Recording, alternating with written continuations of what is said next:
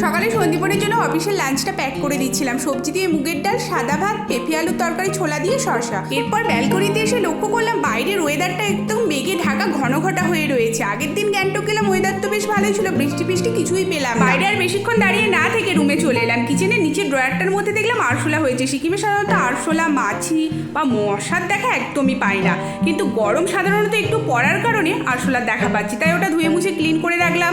আর বাইরে দুপুরবেলা লক্ষ্য করলাম ওয়েদারটা একদম রোদ ঝলমলে আকাশ। সিকিমের ওয়েদার সম্পর্কে কেউ কিছু অনুমান করতে পারবে না। স্নানে যাওয়ার আগে হোমমেড একটা ফেস প্যাক অ্যাপ্লাই করলাম। আগে তো উইকলি বেসিসে ইউজ করতাম, এখন ঠান্ডার কারণে সিকিমে সেভাবে আর ইউজ করা হয় না। আজ ভাবলাম অনেক দিনের পর ওয়েদারটা একটু ভালো আছে, তাই স্নান করে ঠাকুরকে ধূপ দিয়ে বিকালবেলা একটুখানি বেরিয়েছিলাম।